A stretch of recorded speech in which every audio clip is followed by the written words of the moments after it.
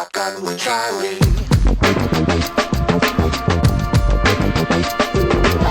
Riding shotgun refers to the practice of sitting next to the driver in a moving vehicle. The term riding shotgun came around after the time of the stagecoach, when somebody used to sit next to the driver holding a shotgun, in case they ran into bandits. My name is Charlie Cook, and I drive a lot. I like to talk to people while I'm driving, so I interview people in my car while I'm driving. Welcome to Riding Shotgun with Charlie.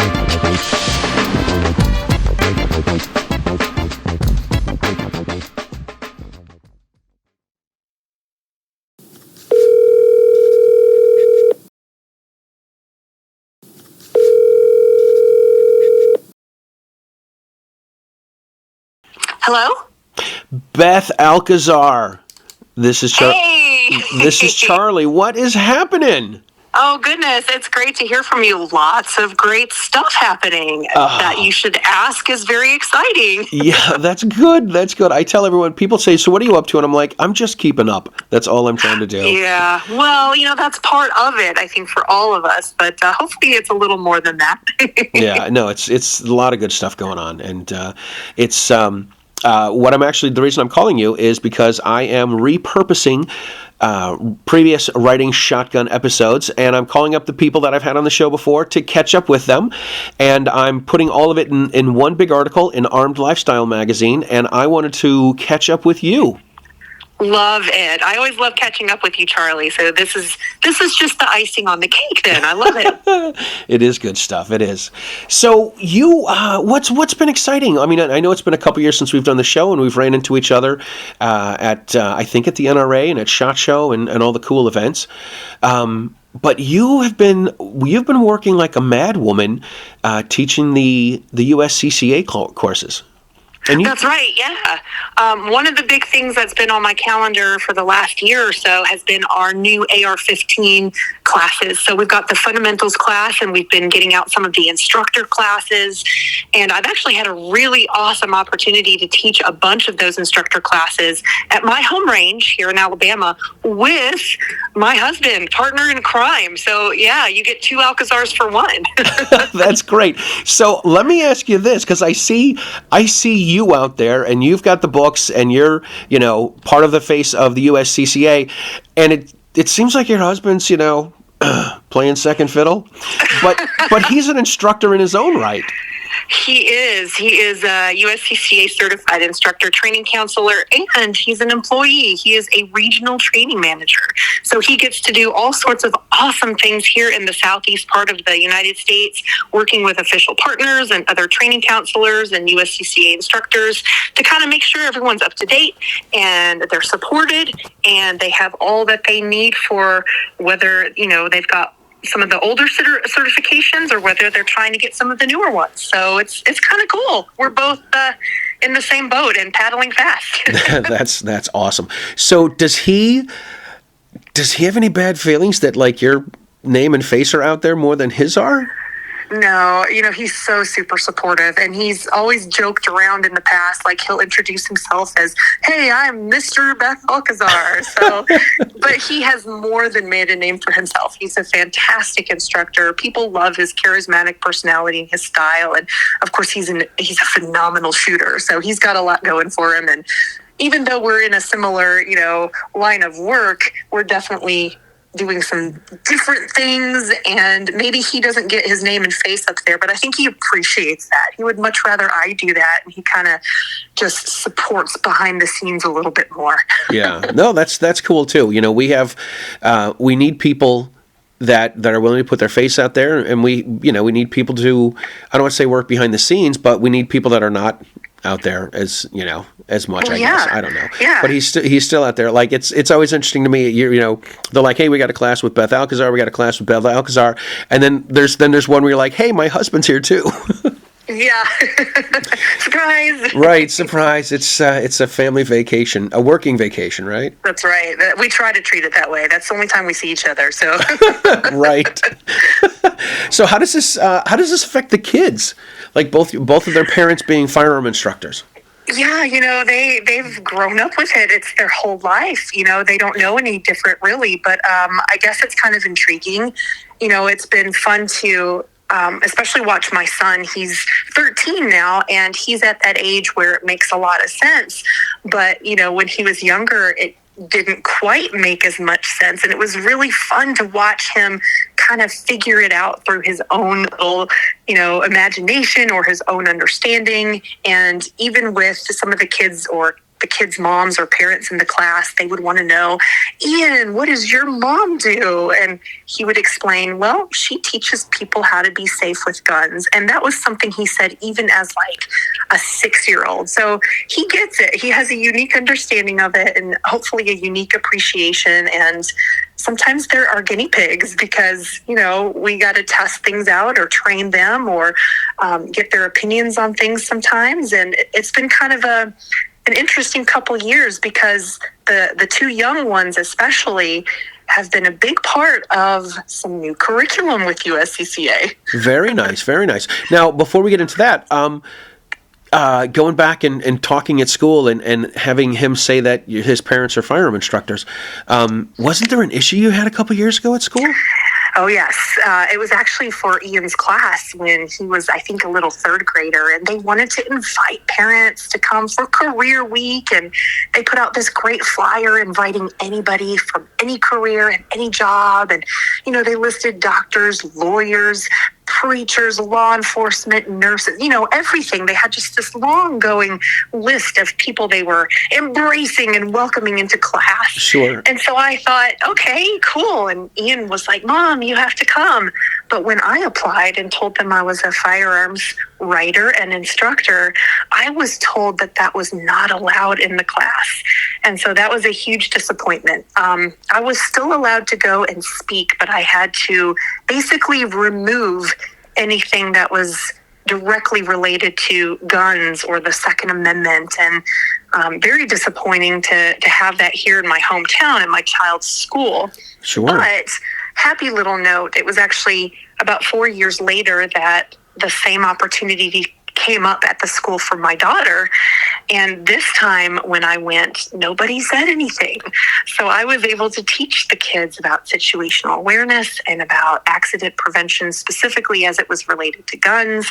And it wasn't a complete 100% turnaround or anything, but it was definitely going in the right direction where maybe the door cracked open a little bit more. And it was such a great opportunity to be able to get to these kids and kind of plant those seeds of responsibility and safety. Yeah, that's great. That is good. I certainly don't hide that I'm a firearm instructor or anything, but I do remember we reaching out to, when my kids were in elementary school, reaching out to them. They were covering something, I don't know, Revolutionary War related, and I'm like, hey, I sent an email to the teacher. I'm like, hey, I'm a firearm instructor, and I've got a muzzle loader. Can I bring that into class and talk about that? And they're like, yeah, no, we don't think so. I'm like, all right. Yeah, it's weird. Yeah, it was worth a try. I'm like, it's a primitive firearm. It's not, Well, yeah. And back in the days, it wasn't really that many years ago, schools embraced firearms education, and it was an important thing to make sure kids learned the truth and learned the safety rules and learned about what they should and should not do, rather than just, oh, well, we'll leave it to fate. So it's sad that we've moved away from that, and maybe there's still opportunity for us to make a difference and get back into schools. And I know a lot of people are out there in our community trying to do just that. So yeah, I've talked to someone that was my age that said that they had a rifle team at their school, and I'm like, yeah. What? Like, we're the same age. I don't remember this. I don't remember this as an elective, for sure. For phys ed or something. Yeah. Well, my kids have bowling and golf, so no anything to do with rifles or guns just yet, but you never know. Right. Yeah, totally. All right, so speaking about kids, you said you use them as, I hate to say guinea pigs, but you've you've used them to help develop a new book. That's right. Yes. I actually years ago was working with the USCCA team on a children's and family kind of focused firearms program. And we've been able to put work into it, but it's kind of been back and forth with so many other shiny things and other pressing matters that came to light. But I wrote the Children's Firearms and Safety Fundamentals book, and it is now our new curriculum. And there's a lot of just learning moments from my own experience, not just teaching in the classroom, but also rearing my children and, listening to them and watching them and seeing how very different they are with how their attitudes were towards firearms, or when they were interested in getting involved with firearms, and how to teach them such important concepts about safety and responsibility and what worked and what didn't. So, part of just bringing them up into the world has given me a lot of opportunity to pull from for this new curriculum. And we're super excited to be piecing it all together and releasing it very soon so that other responsible adults, teachers, principals, doctors, parents, anybody, whether they have guns or not, can get some of this vital information about why we teach kids about guns, when we teach them about guns, and how we can teach them about firearms. So really pumped up and excited about this. That's so cool. There are some other people that have written some kids' books on firearms. And Yehuda Reamer's written a few books, which was cool. And that kind of parlayed into Rob Pincus writing a book. Yes. And Julie Gottlieb wrote a book. And, and they're geared towards gun safety for kids. Yes. And, these are all very complementary pieces that I think are going to just kind of enhance all of our opportunity as 2A community members to take this message beyond just us or the new gun owner, but also to make sure that it becomes just a normal thing within our families and with our communities. And with this program through USCCA, we also have a fun workbook, and the workbook has a couple of stories that I put together and some, fun little games or other activities that kids can do to again, make that so normal for them that it's not a taboo. It's not this topic they're not allowed to, speak of, and it just becomes part of life and part of their heritage, and who knows, maybe part of something that they choose for themselves when they're old enough. Yeah, absolutely. It really is important to pass this on to our kids. Otherwise, yes. It could stop at any moment, Yeah. if we don't teach them and educate them about not only how to be safe, but why we do this, and why it's so important to our freedom here in the United States. Yeah, and the recognition, oh my gosh, if I could speak, the recognition and the preservation of the Second Amendment. So many kids go through in their entire school career having really never even spoken of it, not even read it. And it's fascinating to me because that was my experience in school. I mean, I don't remember ever hearing about guns or our rich heritage and culture and appreciation for self-defense and, fighting against the tyranny of government or anybody that would rise against us. It's like that was a second thought, or that was a footnote or something. It was never a focus. So, if the schools aren't going to do it, we have to do it ourselves. And all these great books by the folks you mentioned, by Yehuda and Rob and Julie, these are all great pieces that we can start, putting into our kids' reading lists and getting them out ourselves and having fun with them. And, the more that we support that, I think the stronger our culture will be. And like you said, the more opportunity we have for the continuation of this culture and, not losing it somehow because we took a misstep, or we missed an opportunity, or we just didn't do our due diligence as good parents and responsible gun owners. Yeah, absolutely. You're sitting here talking about the history, thinking about the history. We see this all over the place when we travel. You'll see a statue of somebody, and it's from, I don't know, the Civil War, the Revolutionary War, and they've got a gun on them, and it's not. I mean, we see this even in anti-gun Massachusetts, where I live. There are so many statues with someone holding a firearm on it, and it's it really is just part of our culture and part of where we came from.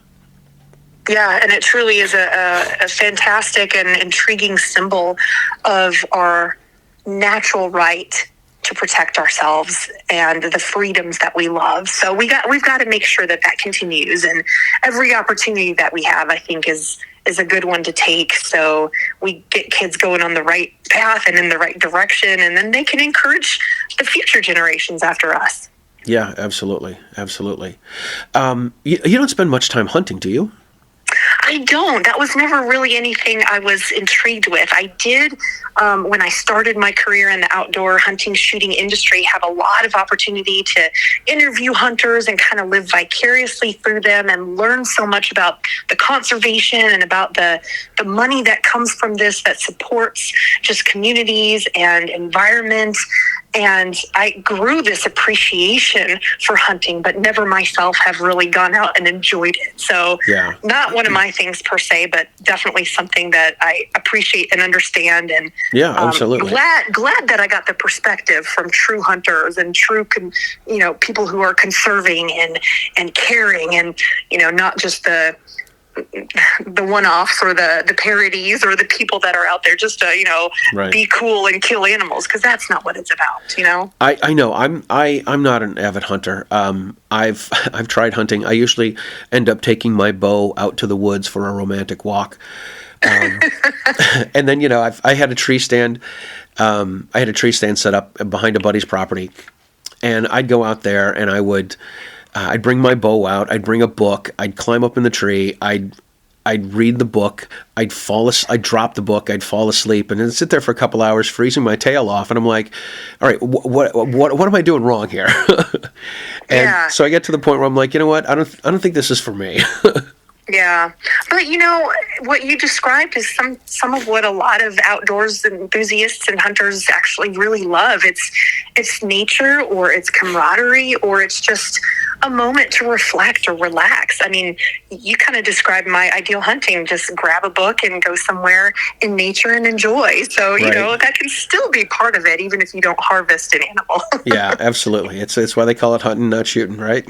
That's right. It's a process. It's a journey. It really is.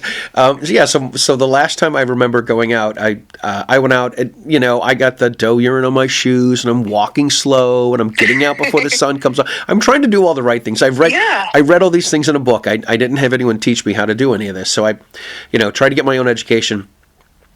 Anyway, so my buddy goes out. I would go out and I would see nothing. I would hear nothing. I'd hear a squirrel that sounds like a monster buck, but I turn around and there's nothing there. My buddy would go out and he would make a bunch of noise and, play his radio or something. And, oh my gosh. And then like a deer comes up and he shot an arrow at it. It went over the deer's back. The deer didn't move. He shot another arrow over his back and nothing. And I'm like, when did you do this? He's like, I had a cigarette on the way out, and I was there for about 7 or 8 minutes. I'm like, are you kidding me?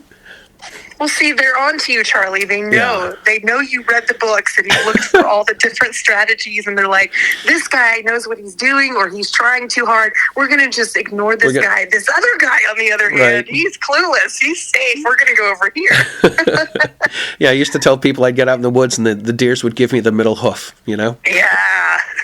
They're smarter than we give them credit for sometimes, I think. So you never know. Never know. They really are. They really are. So what else? So how are you still doing? I feel like a chump here. Are you still doing the pacifiers and peacemakers? Yeah, that's something that's just kind of who I am and what I do, and kind of like a nice umbrella term just for all the training work that I do, or the special events that I'm working on, or, some of the writing. So I don't necessarily throw that term out there a ton, but that's still me, and that's still my heart. And because ultimately I'm a mom with a gun. So the only other, I guess, I would say it's meaningful and big for me, and the announcement that I recently joined the board of Hold My Guns. So that's another thing that's really, I guess within the last year or two, I've gotten to know Sarah Joy and the organization, and it's obviously important to me because of what I do for a living, but also what I've experienced as a gun owner. And I'm just really proud and excited to be able to put my voice with the others that support people who have some kind of a need, whether, they're going through trouble or whether they're making some big life decisions and they just want an opportunity to have gun storage and support without question, and Hold My Guns is just doing such an amazing job reaching out and getting new FFL partners and really spreading the message that there is hope, and a community of gun owners could be one of the biggest supporters that you have for your mental health. And I am just so proud and honored to be part of that now. Yeah, Hold My Guns is awesome, and Sarah Joy is just an incredible woman. She's a pleasure to be around and with and interact with and see her doing all the stuff that she's doing. I think she does it subliminally by calling herself Sarah Joy. I think that's what it might be. Right? Yeah, she is, what an outstanding woman she is. I'm proud to know her as a friend and, of course, now as a fellow on this mission for helping people in our community. So she's what an inspiration. Yeah, she is. The great thing about Hold My Guns is that they do offer to hold firearms for people who want to take a little time out. And I'm actually kind of going through this with one of my friends recently. Yeah. He decided that he needed to take a little time out, and so I'm going to be holding on to his guns for a while. So yes, even if somebody has someone in their life that needs some time away, there's this is what friends do. It's not a transfer in the States where you have to transfer firearms back and forth. Right. It's just holding on to it for a while. Yep. It's just being there and supporting them in their time of need, whatever that need is, without interfering on their rights or their privacy. Yeah. And, it's what a great option. What an incredible option, whether it's you just as a friend, like you're mentioning, or whether it's an organization or range. I mean, Thank God for people that are really thinking of others and thinking of solutions, real solutions for things that could otherwise turn into terrible situations. Yeah, absolutely. Yeah, I ended up telling my friend's wife, I said, look, here's the deal. I'll hold on to everything. We'll put it in a case. We'll lock it up and you'll keep the keys. So I don't have access. This is like the whole, push the buttons out of arm's reach. Maybe not your arm's reach, but other people's arms reaches. I'm like, I'll have the guns and they'll be locked up and you'll have the keys and I can't get to them without you and you can't get to them without me. And however long we need to hang on to them, it's not a problem, not an issue. Yeah.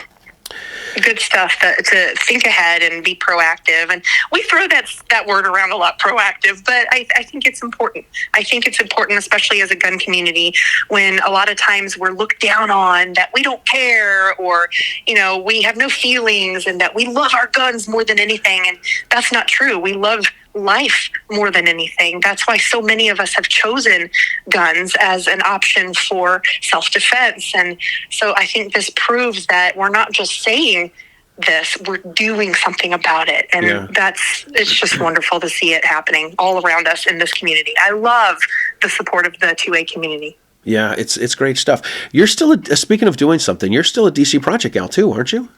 I am. I don't have as much bandwidth, so I have stepped down as the actual leader of the state of Alabama, but I am definitely still part of DC Project. It is a wonderful organization that's celebrating women and our stories and bringing that to light and making a difference within our own local communities and governments, but also for the federal government, and making sure they know that we are here and we are going to stand up and we are going to use our voices, especially as it compares to those red shirts all around. We want to make sure that they don't speak for us, especially not us moms. They are not my voice. Yeah, absolutely.